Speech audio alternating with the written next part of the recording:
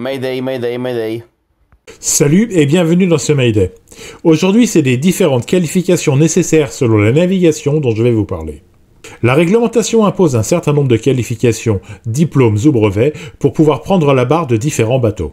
Mais la séparation entre ces titres ne se limite pas au type, voilier ou à moteur, du bateau. La distance depuis un abri, le nombre de passagers ou encore le type de matière transportée pour ce qui est du domaine de la marine marchande sont des éléments pris en compte pour avoir le droit de naviguer aux commandes d'une barque ou d'un porte-avions.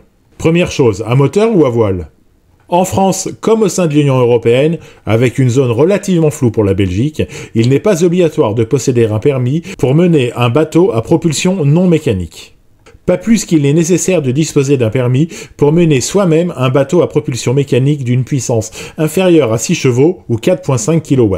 Cette limitation vaut autant sur le domaine fluvial domanial que sur le domaine maritime national. Certains cours d'eau ou plans d'eau peuvent disposer d'un règlement particulier de police qui viendra amender toujours en supplément cette disposition à minima. Ainsi, par exemple, un tel RPP ne pourra pas relever la limite à des motorisations de plusieurs dizaines de chevaux.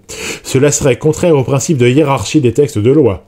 Quelques exceptions existent, parmi lesquelles la première, évidemment, concerne l'apprentissage de la conduite. Étant accompagné alors par un enseignant habilité, la conduite est autorisée sous sa supervision. Il en va de même pour l'allocation de péniches de petite dimension dans les zones sans difficulté. En ces endroits, le loueur s'engage à former le locataire à la manœuvre, l'utilisation et la conduite du bateau loué. Le fait de piloter sans permis une embarcation qui nécessite de disposer d'un tel titre est puni d'une amende de 1 500 à 3 000 € d'amende en cas de récidive. Les différents types de permis et de licences. On distingue en France 3 catégories de permis qui permettent de naviguer à la fois au sein des domaines distincts, maritime ou fluvial, et à des distances plus ou moins importantes d'un abri. Le permis fluvial autorise la conduite au sein du domaine fluvial ouvert, la conduite de bateaux à moteur mesurant moins de 20 mètres au sein des eaux en France uniquement. Ainsi, la conduite sur la partie allemande de la Moselle pourrait-elle demander des titres supplémentaires selon le type de bateau concerné. Passé unitairement, ce permis est un titre à part entière et devient une extension s'il est passé à la suite du permis côtier.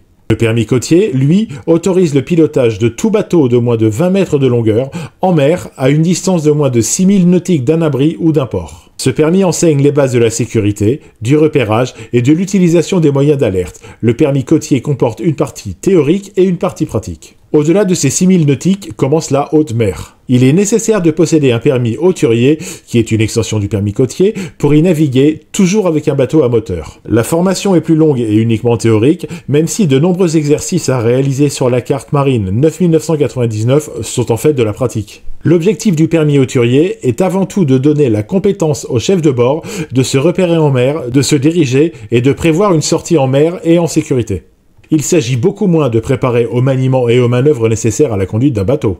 Enfin, un certificat est presque toujours nécessaire, il s'agit du certificat restreint de radiotéléphoniste. Sa possession n'est pas obligatoire sur le domaine fluvial, mais le devient dès que le plaisancier quitte les eaux territoriales françaises. Par exemple, à quelques encablures de Saint-Malo, au large de la Corse ou simplement en passant l'Hainaut dans le nord de la France. Simple à obtenir, le CRR se passe auprès de l'Agence nationale des fréquences et consiste en un examen purement théorique composé de questions à choix multiples.